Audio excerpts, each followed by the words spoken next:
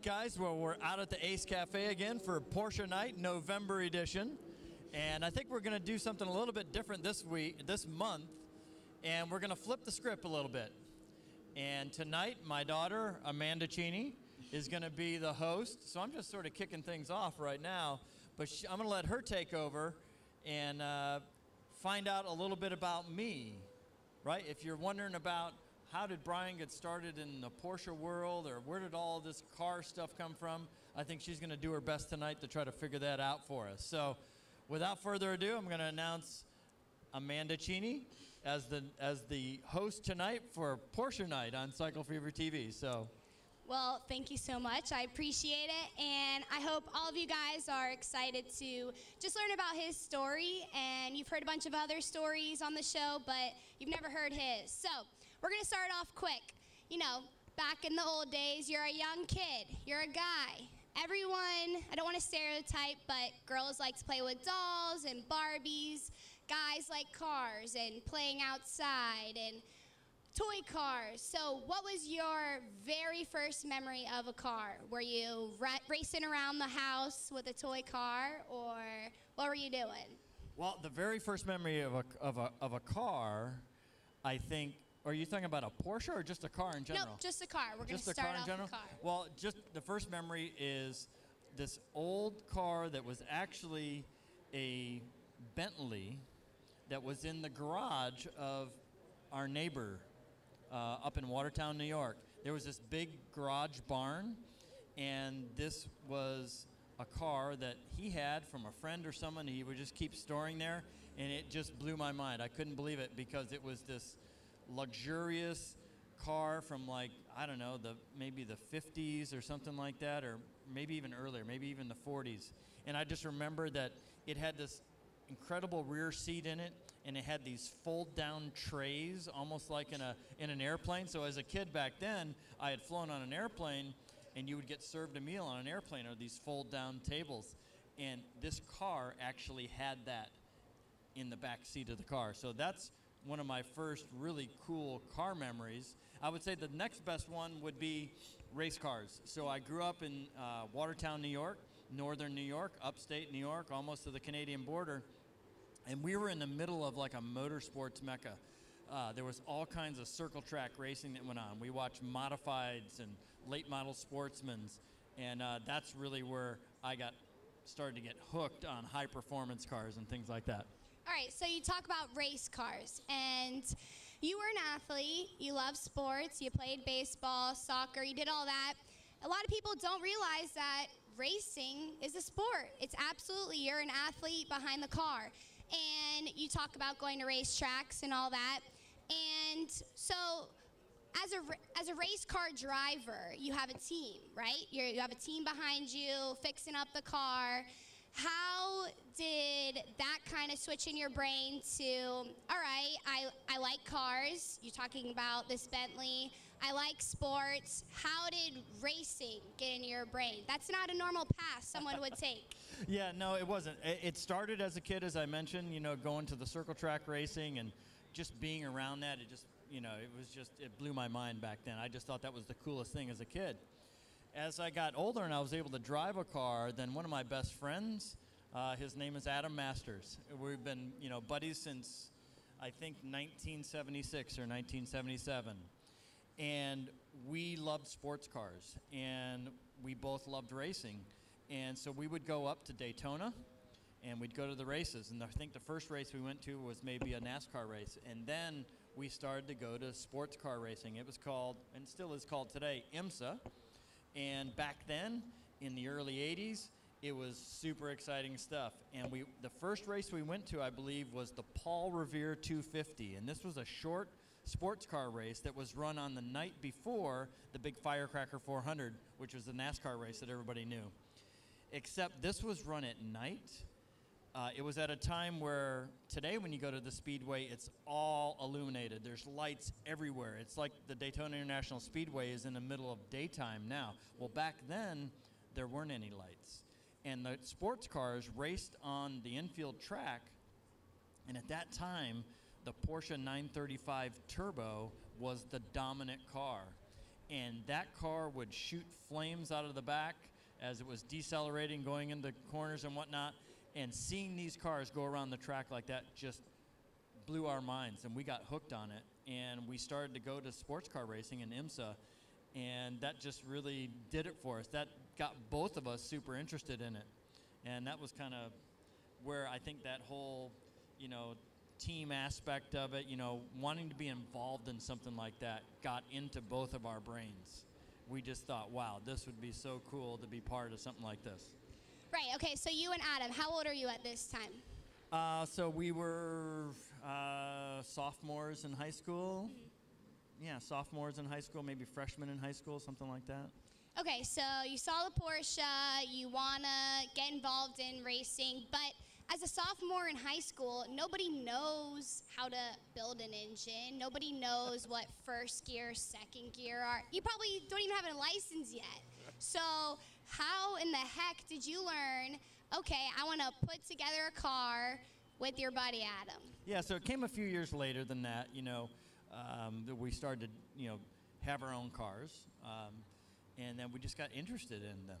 And they were older cars, so we had to learn how to take care of them and maintain them. So when something went wrong, we didn't have a lot of money to fix them, so we just had to try to figure it out ourselves. And we were very fortunate, very lucky that one of our good friends' dad was a longtime Volkswagen mechanic, and he had graduated through the ranks and had become the lead mechanic for Porsche at Val Ward, Porsche, Audi, and Cadillac in Fort Myers. And his name was Dave Till. He and his son still operate a local shop in Fort Myers, Till's Auto Clinic, I think it's called.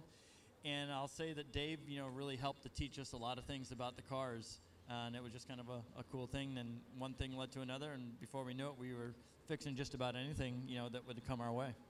All right, so you talked about your first car. I think everyone wants to know, what was it? Was it a Porsche? What was it? First car was not a Porsche, but it was in the German family. So my first car was actually a 1975 Volkswagen Scirocco. So that was it. That was my first one. I thought it was the coolest thing at the time. It was a two-door. It had 4 seats, but it was really a two-seater for all intents and purposes. But a two-door little sporty Volkswagen. Cool. Okay, so you're a sophomore in college with Adam. You're running around, sophomore in high school. You're running around building cars, fixing cars. So now you go to college, and you end up at the University of Florida. So kind of just explain your first time working with the team. How did you get involved with the sports racing team? How did you just fall into it? Was it all Adam? Was it both of you guys looking for something? How did it start? Well, it really did start with Adam. When he graduated from high school, he wasn't sure what he wanted to do. We all thought he was going to be a fighter pilot. That was kind of his dream. And then that sort of, I don't know, it took a different turn. And he didn't get involved in doing that. He wasn't sure what he wanted to do. And next thing I know it, he's traveling over to Fort Lauderdale to go and see if he could knock down someone's door and join a team that we had watched at those sports car races at Daytona in the early 80s. It was called Swap Shop Racing, and it was run by a guy by the name of Preston Henn, who owned the Thunderbird Swap Shop in Fort Lauderdale. Anybody who's been in Fort Lauderdale or lived in Fort Lauderdale knows about the swap shop. It's a big flea market, actually.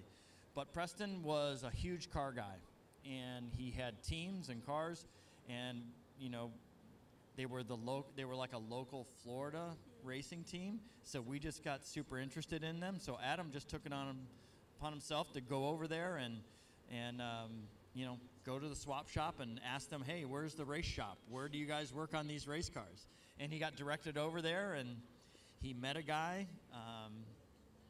who basically turned him away, sort of in the beginning, saying, hey, we don't need any help. But he just kept going back, and he went back, and he went back, and finally he got a yes. And that guy's name was Mike Colucci, and he was running the team for Preston at that time, and said, yeah, come back, join us for the the 24-hour race. This was in I think 84 or 85, and Adam got on the team, and that was sort of what started the whole thing. So I'm sure you and Adam are talking to each other this whole time. How did he say, Brian, let's go do this together. It's not his gig, it's both of y'all together. How did you keep that within you two? That was honestly just, he just called me and said, hey, if you want to try to do this too, I'll do whatever I can to try to get you on a team. And it was 1985. He told me that he spoke to the crew chief at that time. His name was John Shapiro. And he said, hey, I got this other buddy. He would love to get involved any way possible. What do you think? He says, well, tell him to come to the finale race, which was in November every year at Daytona. He says, tell him to come to the race, and I'll talk to him, and we'll see what happens. And so that was kind of like an interview in the garages at Daytona at that race, and I guess it went well, and John invited me to join the team, and I joined them for the first race in 1986 at the 24-hour of Daytona. It was called the Sunbaked 24 at Daytona back then in 1986. Okay, so we're talking 1986. You're still in college. You are a full-time student, have courses. How did you fit this in? How did you travel to Daytona, work with this team, and still you're a college student? Yeah, you just fit it in. You just made it happen. That's all. I don't know any way to say it. It was that cool. Yeah. It was just that cool. We were super fortunate, super lucky, right place, right time, and involved in some real icons in the sport. I mean, A.J. Foyt was one of our drivers. Danny Sullivan was one of our drivers. Ari Line, these are all Indy 500 champions, multi-Indy 500 champions. And those were the guys that the very first race that I worked on a team, those were the guys driving. So we were just really lucky. It was that cool. You did whatever it took to stay involved in that. That's all. Right. Okay, so we're talking about big-time drivers. You threw out some big names. A lot of people don't realize what it is to work on a racing team. You're on pit road. You are basically in charge of that vehicle. What are some crazy stories, whether it's funny or maybe scary, something that you remember to this day, clear as day, that you can share with someone? Well, for starters, I wasn't in charge of the car. Okay, far from it. I was learning and helping. Sure it ran. The first race that I worked at, I was taking care of all the tires on the car with one other gentleman. His name was Luke Lukovic. He was from here in Orlando. He was an engineer at Disney, and he worked on the team and had been in motorsports for years and years, and he was in charge of all of that. So together, he sort of taught me how to look after all the tires, and that's what we did. So I wasn't in charge of the car in any way, shape, or form. All right, let's just get that clear. That was Johnny and a few other guys.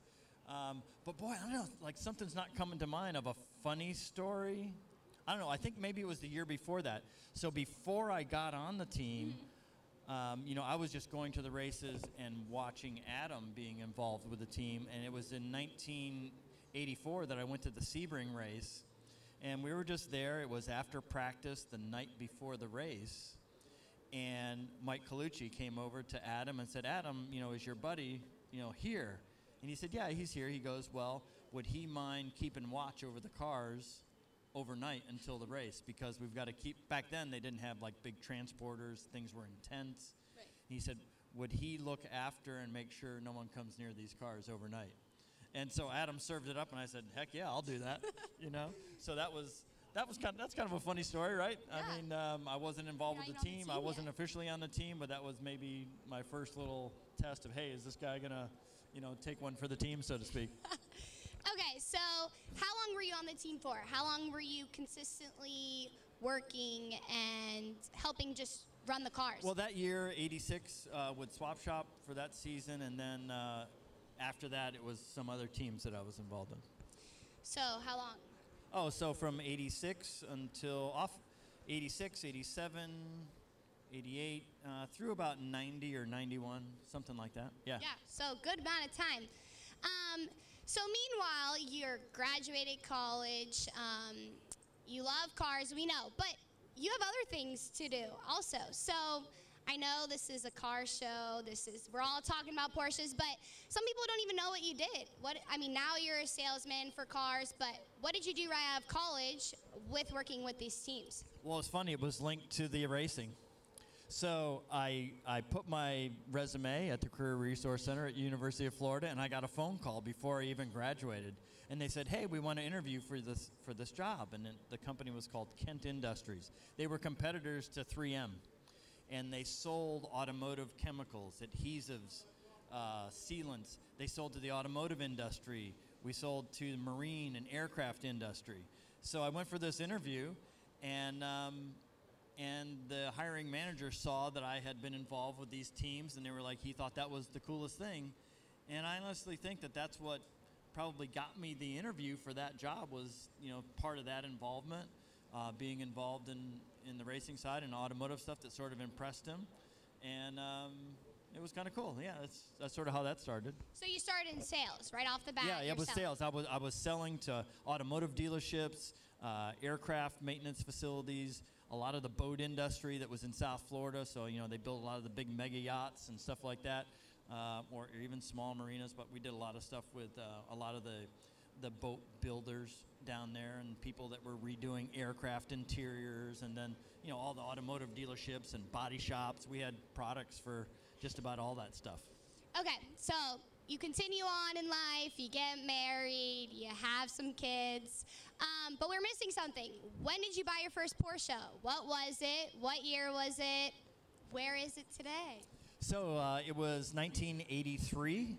I was looking for a Porsche 912, which was kind of the way that someone who loved a Porsche 911, the iconic 911, could maybe get involved with Porsche because the 912 was less money.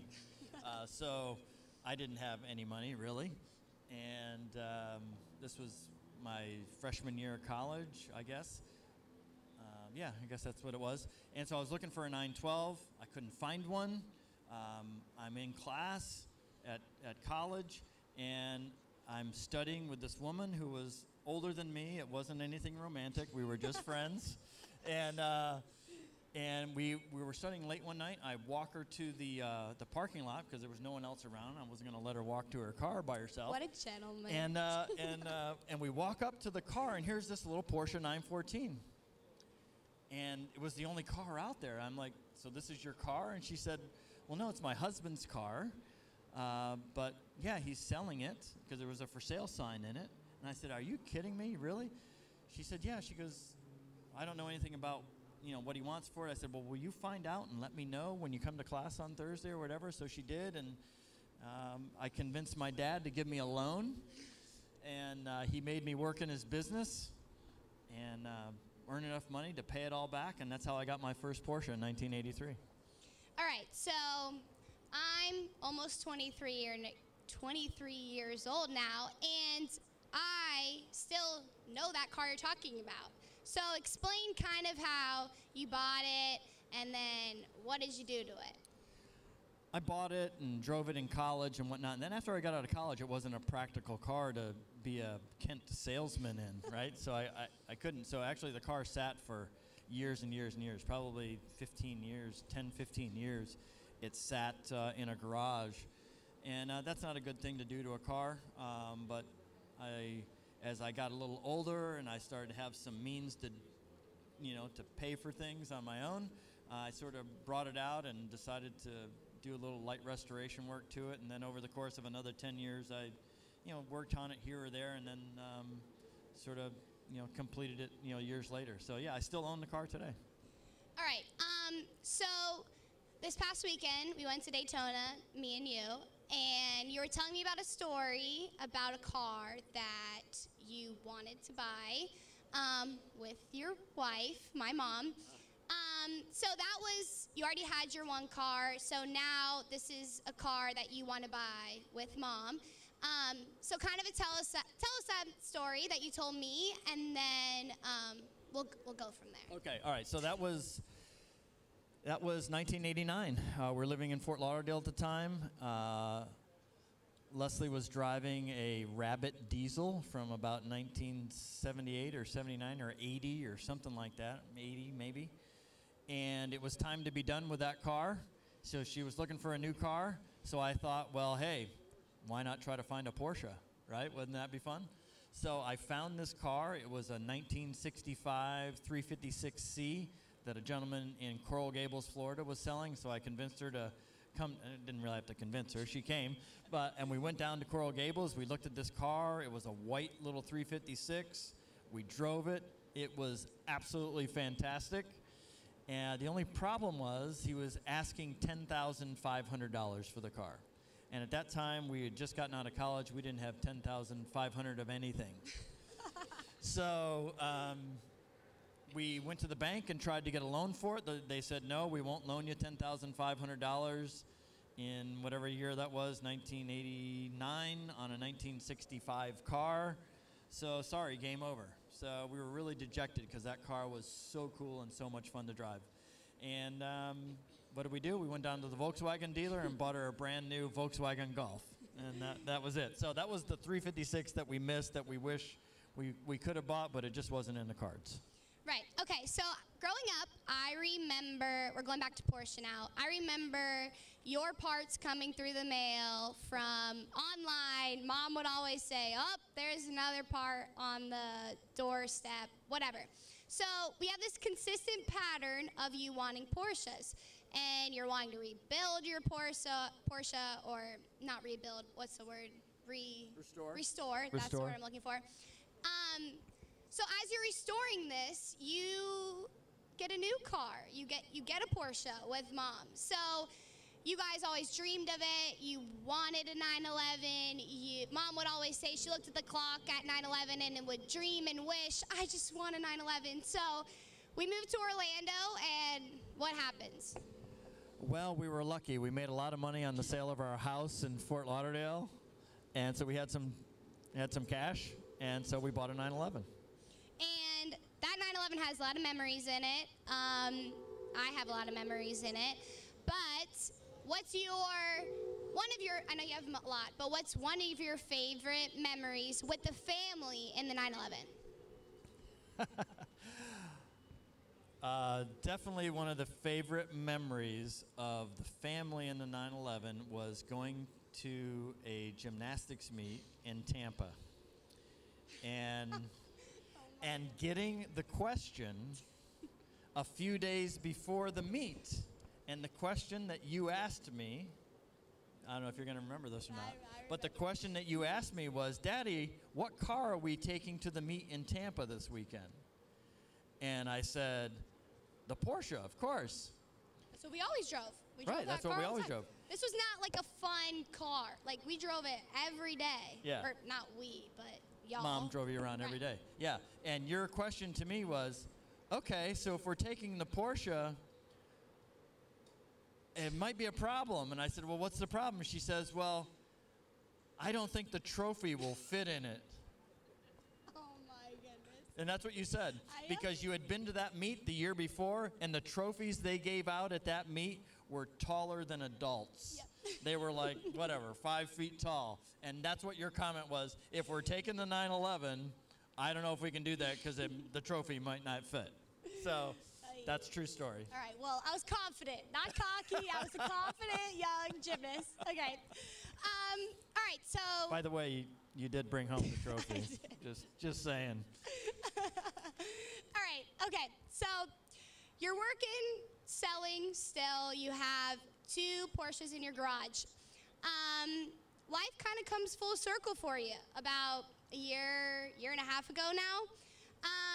So kind of explain, we all know you sell Porsches here in South Orlando. That's what you do. Porsche South Orlando. Plug. So life takes a turn, I guess you could say. So people want to know, how did you even start this? How did you flip the switch from selling phones and all these other things you sold before to now you're going to sell your freaking dream car? How do you get into that? That's a tall order. It was fate. It was just fate. I mean, I don't know how else to explain it. It was just one of those things where, I got severed from the company I was working with for 20 years.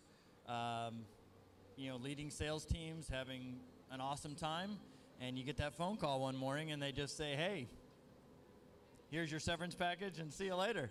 And so that sort of happened, and after I gathered my thoughts together and, you know, got my head straight, I had met a gentleman about a month and a half before that, just kind of a happenstance meeting. I was actually looking for people to bring on this show and talk about Porsche, and I got introduced to him. I think he's here tonight. His name is Chris Mealy. He's now, you know, he's the general manager, owner of our dealership. And I had met him, and we just sort of struck conversation and had a great conversation for about an hour one day. And I had stayed in touch with him, so when all that went down, I sent him a text, and he's probably still got it on his phone because I know I still have it. And the text was simply, hey, Chris, since the last time we talked, I'm in career transition now. Maybe I need to follow my Porsche passion. And sort of the conversation, you know, went on from there. And I was fortunate enough that Chris thought enough, I guess, of me to agree to bring me on his team. And I've been having a blast ever since. Yeah, so would you have imagined back when you were in college looking for that 914 that you would graduate in sales, doing your thing, and now you're, I'm not going to say your age on air, that might be rude. 55. But, okay. So you're 55, and would you imagine you're living out, I mean, it's your dream job. Can you deny that? It's your dream job. No, you can't. Like I said, it was fate. Well, we got it happens every show when we're out here. It had to be. There's no other explanation for it, right? It was just one of those things that happened, and man, I was fortunate, and someone gave me the shot. Chris gave me the shot, and I'm just having a blast. All right, so let's go ahead and go to life now. You're working all the time. You're selling cars. What is your favorite thing about your job right now? Well, it's not work. You know, that's the favorite thing, really. You go to work, you go there every day, and you're around a lot of crazy people, a lot of fun people. You're around customers that, you know, they're trying to find their dream car, and you get to help them to do that. You know, some of them are kind of crazy. None are crazier than Eddie Hodges, who is one of our pre-owned managers, and he's in the background right now. But we have a lot of fun every day just trying to match up people's dreams, you know, to their pocketbooks, or to match up their dreams to their emotions that they're feeling at that time in that search. So it's really not work, it's fun. It's a lot of hours, it's crazy, you know, but it's a lot of fun. So you're talking about big pocketbooks, designing your own Porsche. I mean, that's insane to me. I can't imagine designing my own car. So kind of walk us through the steps of, you get a customer in, say they have an unlimited budget. What would be something that is your goal for them to go ahead and design their dream car? What is it that kind of switches in your brain that this is a different customer, this isn't someone just trying to buy a Macan or Cayenne that you sell a lot of? What is your first kind of beeline to them? If someone says to me they have an unlimited budget, my first question is, what friends do you have?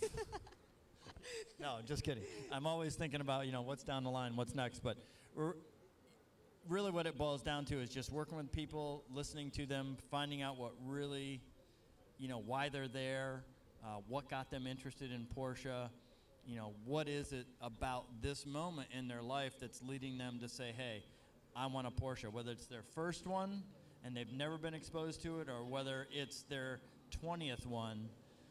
You know, just to help them to find that. So it's really more about just sitting down, talking, and having conversation like this about something that they love or that they're dreaming of. So either they love it or they're dreaming of it, right? And just trying to help them along with that. So I don't know if that answers your question, but that's kind of the approach. Right. Okay. So what is that dream car, dream Porsche for you? Which one? What is it? What color is it?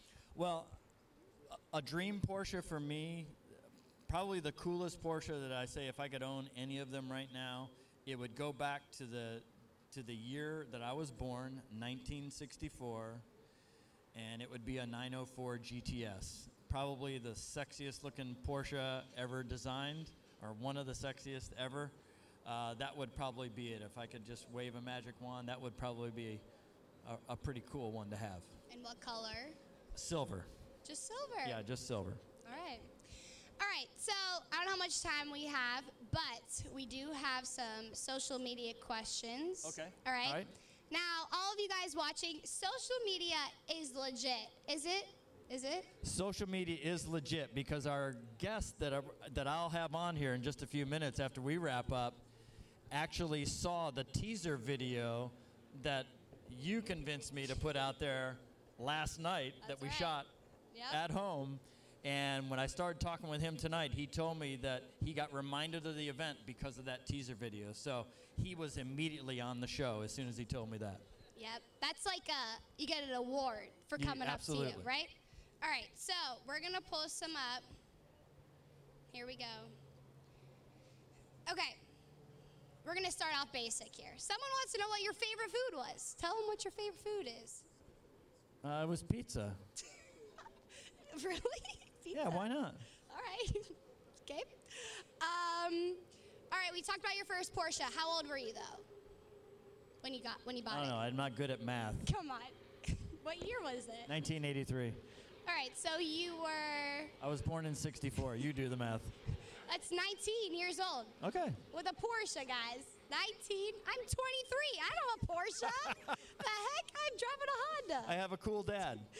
But he made Well, me work for it. He didn't give me anything. I thought I had a cool He gave me a dad. loan with conditions, and I met the conditions. So good for him. All right.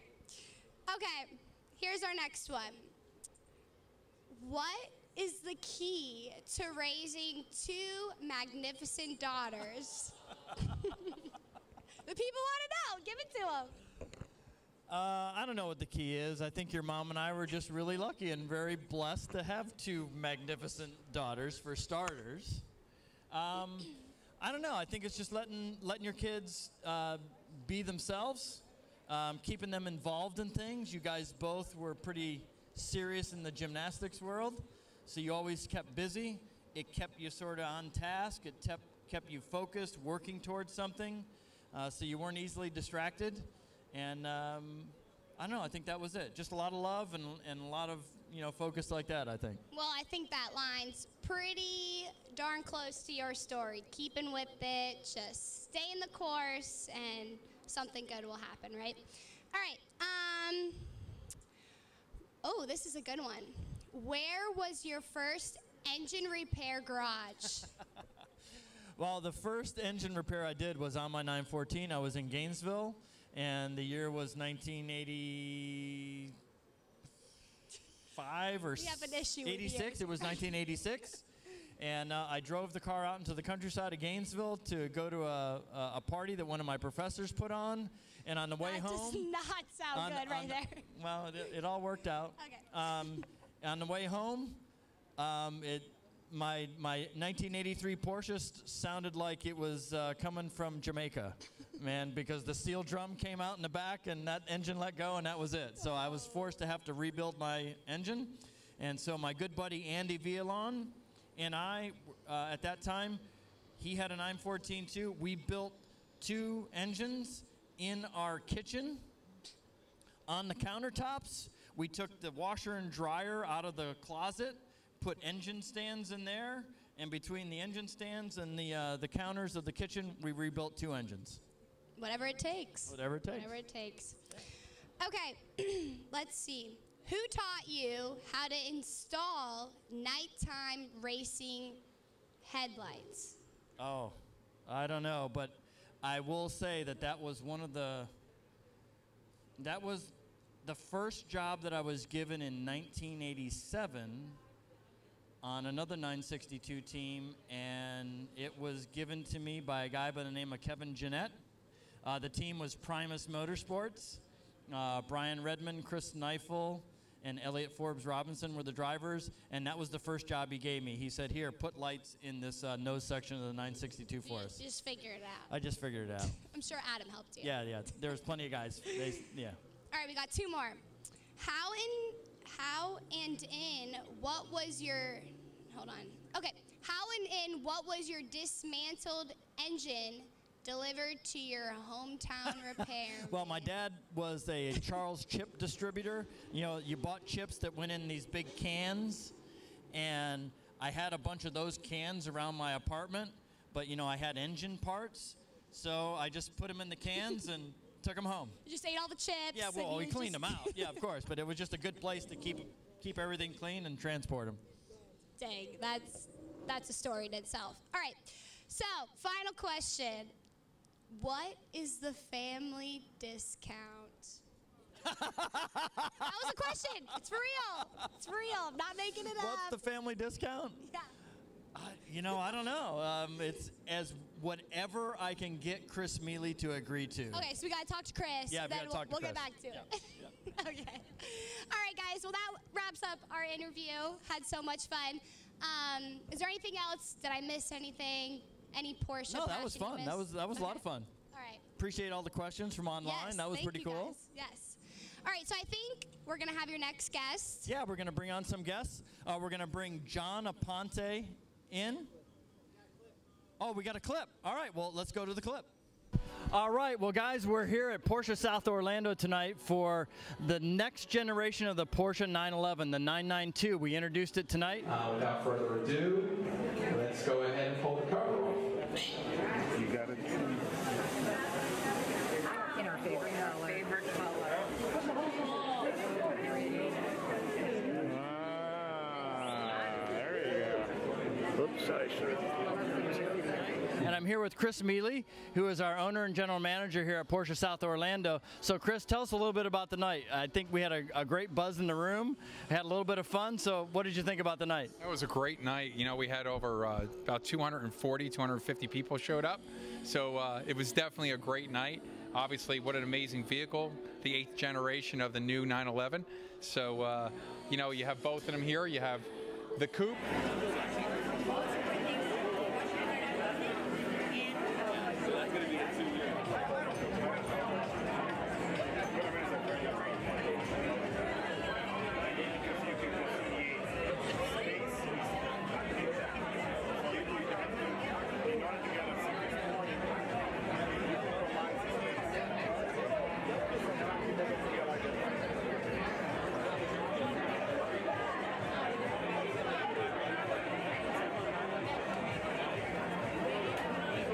Obviously, we have the cabriolet here, and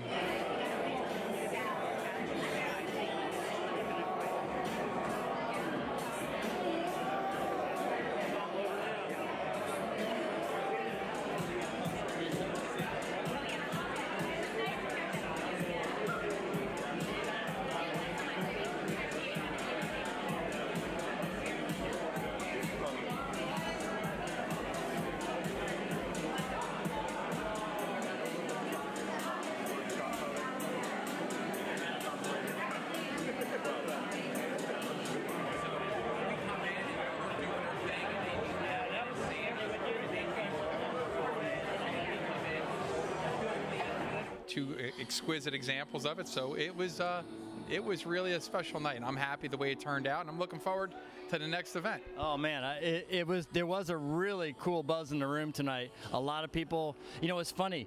We had two of these cars downstairs, and people walked right past them, didn't realize. They came up here and they said, "When are you going to unveil the car?" And we're like, "Hey, it's going to be in like 20 minutes. Just go up and have a drink and fun and have some fun." So it was so much fun to see people excited about it, and just having a great time. It seemed like a lot of great conversations were being had around the room, and it was just fun to see that kind of energy about a new car like this. Absolutely. You know, we see this every day when people come in here. When they see it the first time, they're sort of cautious, I see, about them, and then as they start to look at the car, they really get excited about it.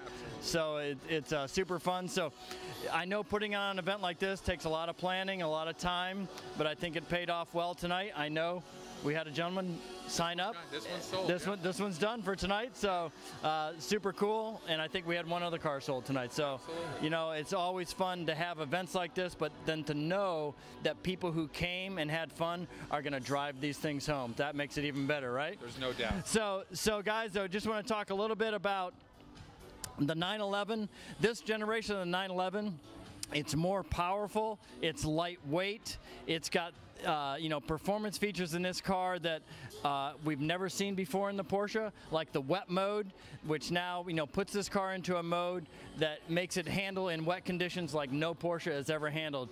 When, you know, when we see Mark Webber talk about this on the Porsche videos and talk about how it performs better in the wet than any car he's ever driven, we know that that's something that's super special from Porsche. So again, we had a blast out here at the 992 event. If you're ever wanting to, you know, look into Porsche, get excited about Porsche, you need to come over to Porsche South Orlando. We'll show you a great time here. We'll give you some great hospitality. Chris is always here every day, having a blast with us, you know, showing cars and helping people get into Porsche. So we just appreciated everyone coming out tonight. We appreciate you going to the lengths that you do to plan these things and put on a great show. And that's it from tonight at Porsche South Orlando. Thank you. Cool. Thanks, buddy. Yeah, man. All right, guys, so we're back live here at Porsche Night, and I think you heard about it a little bit ago. My daughter Amanda was saying, hey, social media really works, and it does. Mike Aponte Yes, sir. and his son Joey have joined us. We were having a little conversation in the parking lot a little bit earlier, and I said, you know what? You're on. You're on. And first of all, I want to say thanks for saying yes to coming on. Of course. Because not everybody wants to get in front of a camera. Maybe, you know, I don't know if you've ever done anything like this before, but sometimes it makes people a little nervous. Yeah, so thanks for coming on. No problem. It's really easy, though, I think, when you're talking about something that you love or something that you're passionate about. And that's what I felt immediately when I started to talk to you. Yes. I could tell you were excited about this car that you just got.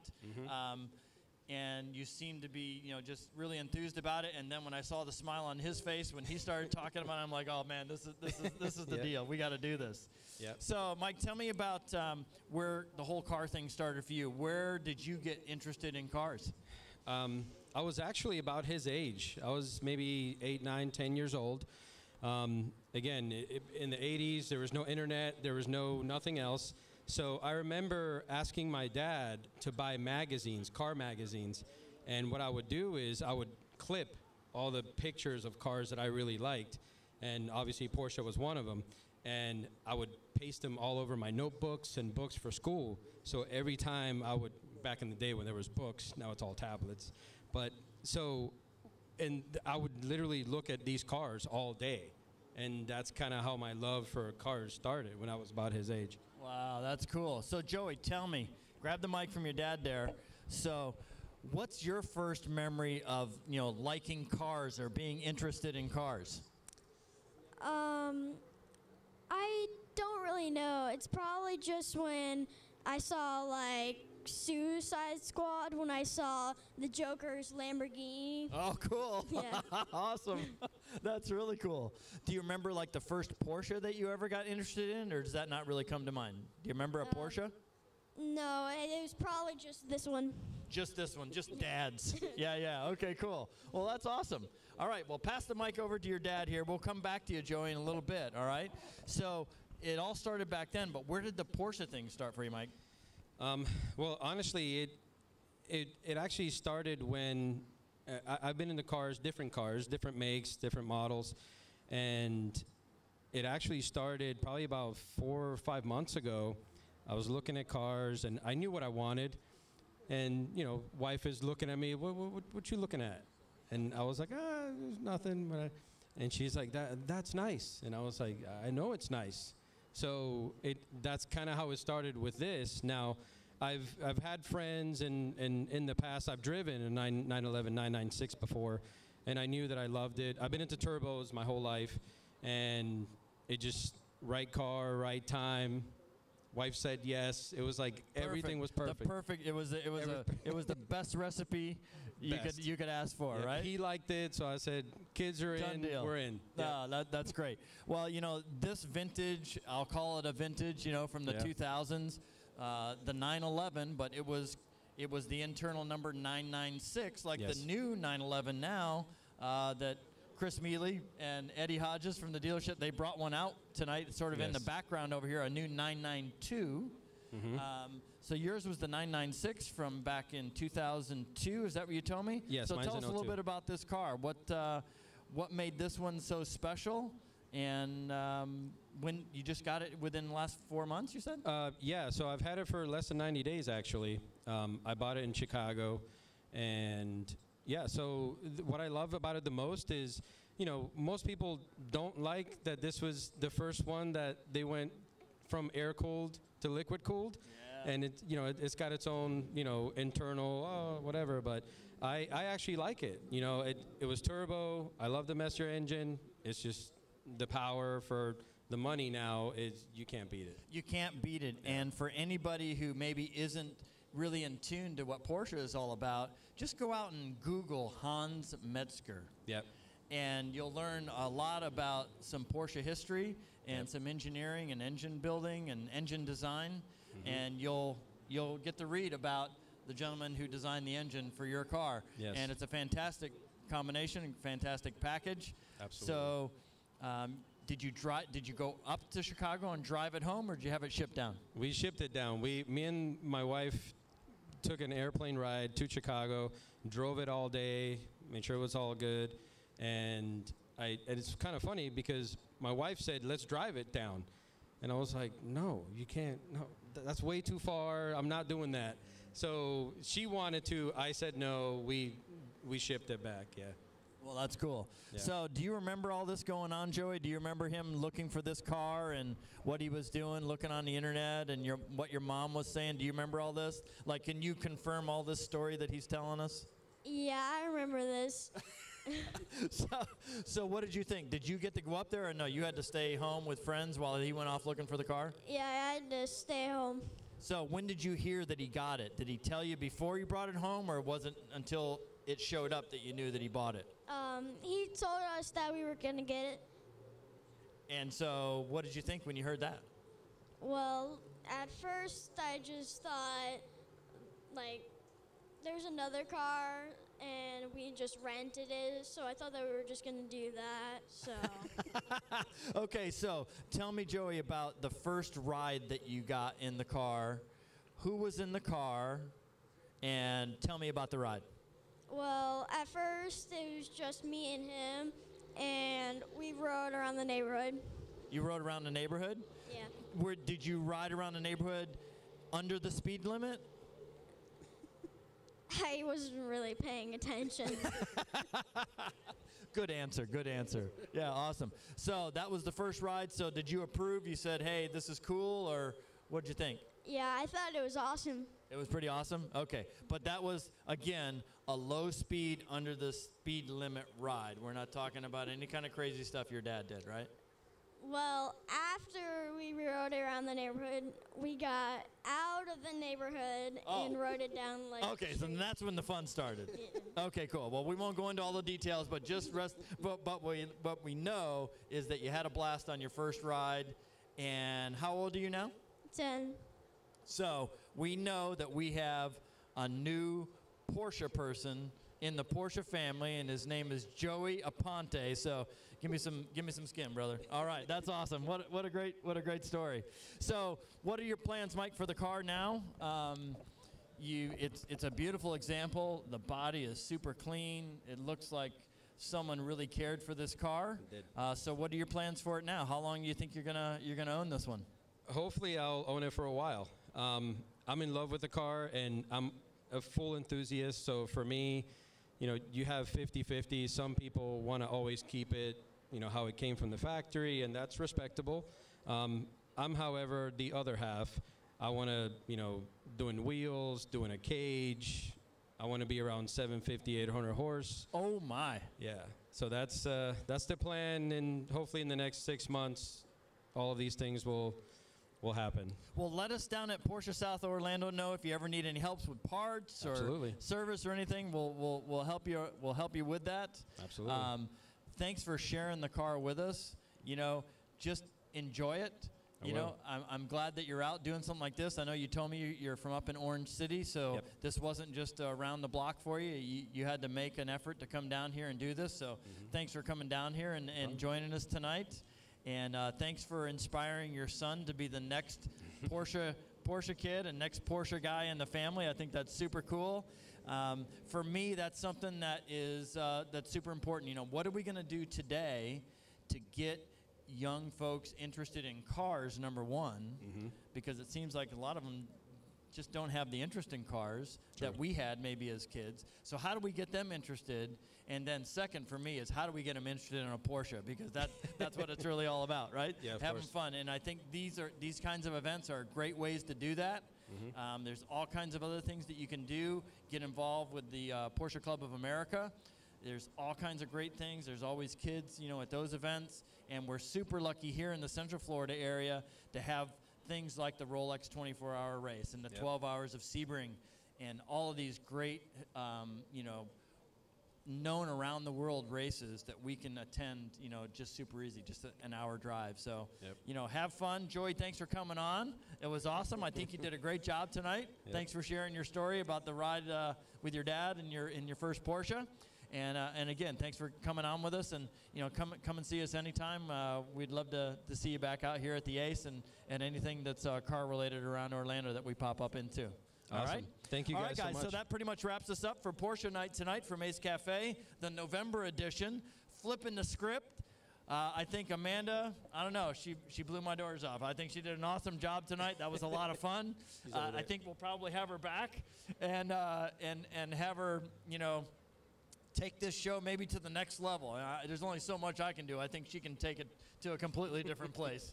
So, again, thanks for joining us. Thanks for listening in. If you like the content, like our page, CycleFeverTV out on YouTube and on Facebook. They do all kinds of crazy stuff with the motorcycle guys here in town, and they're gracious enough to be involved with us in Porsche and putting us on their channel.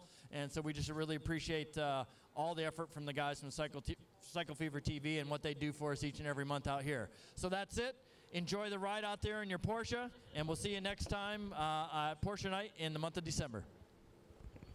All right, thanks, guys. Thank you so much, man. Awesome. Yeah. That was great.